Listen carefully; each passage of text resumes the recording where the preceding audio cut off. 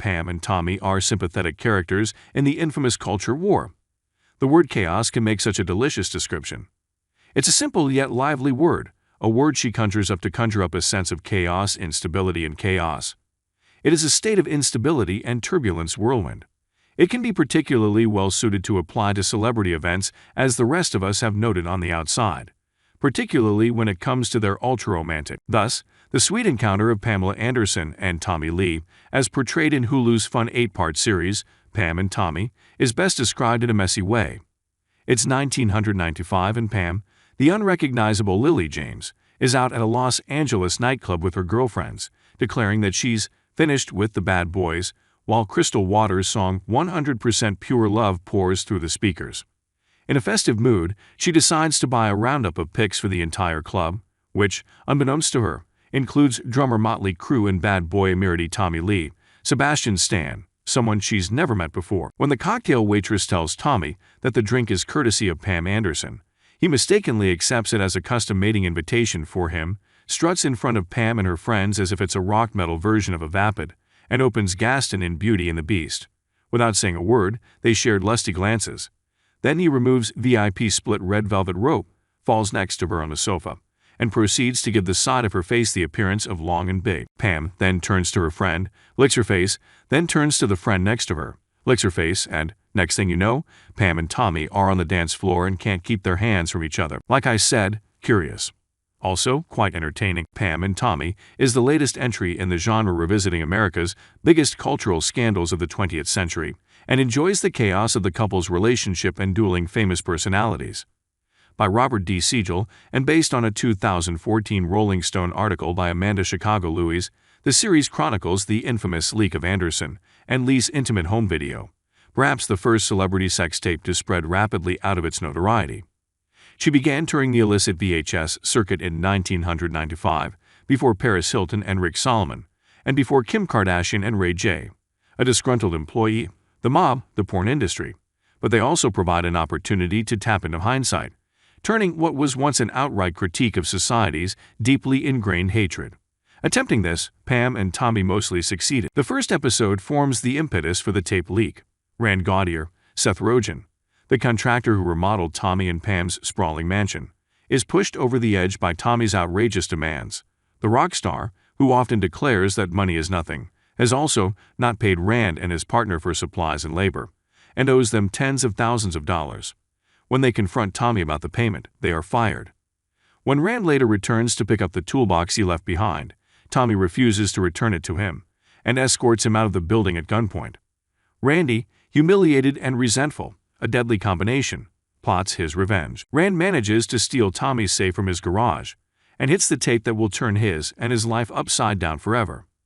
He partnered with the well-known pornographer Uncle Milty, Nick Offerman, smarmy as always, and set up a process where they advertised the video on the World Wide Web, selling copies of VHS to raging specialists across the country. Pam and Tommy zigzags from the perspective of Rand and the busted couple, amid a vortex of elegant editing, needle drops, and whimsical combo choices.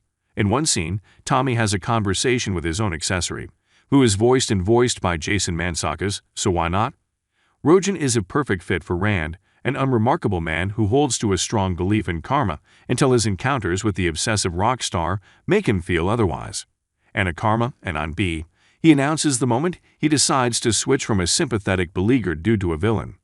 The actor doesn't usually play characters who root against them, and in 2022, we should all root against men like Rand, but he has a knack for playing with ordinary stones. They find themselves in a very difficult situation, under very difficult conditions, which is successful. But the story really belongs to Pam, and to a lesser extent Tommy. As an ill-fated pair, James and Stan manage to find ground alongside the exaggerated public figures of their characters as a fickle blonde sex symbol and a lackluster and erratic rock star. Certainly the whirlwind's courtship is portrayed as any rational outsider looking inward would probably see it. Silly and doomed from the jump. They were married just 4 days after that messy initial encounter. However, Pam and Tommy present their relationship as coming out of a real place of mutual sexual and intellectual attraction, and Tommy often plays the top cheerleader for him. The wife is trying to expand her career beyond Baywatch. Although there's a bit of a star genesis path going on here. Since unlucky outsiders are learning, Be careful what you tell him about his endeavors. Motley Crue hasn't been affected in years, and it's a sore spot for Tommy. As is often the case, Tommy threatens to derail her career through his penchant for getting into bar brawls. However, once the strip breaks into the national spotlight, the ties that bind them begin to fray. Pam is so embarrassed and terrified that the late-night hosts and random strangers have made her more than just a bimbo. Meanwhile, Tommy is seen as the hero who has sex with the world's biggest sex symbol and is envied for his apparent talent. James is excellent as a Baywatch star, directing her as extremely vulnerable and exceptionally intelligent.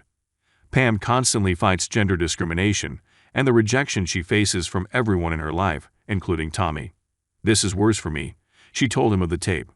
"This is not because of my big occupation, but because I'm a woman." However, as fun as Pam and Tommy may be, and as lofty as his aims may be to present Anderson as a tragic pawn in this outrageous game of fragile male rivalry, I can't help but wonder if the series is inadvertently repeating aspects of this transgression.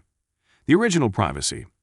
While the reenacted video is shown in bits and pieces, often only in audio form, gasping bam giggle, heartwarming banter, it still appears frequently throughout the series, as various characters watch it on their televisions and desktops. Unlike last fall's American Crime Story, Impeachment, which was attributed to Monica Lewinsky as executive producer, Anderson appears to have had nothing to do with Pam and Tommy, perhaps because she'd rather not visit this traumatic period of her past.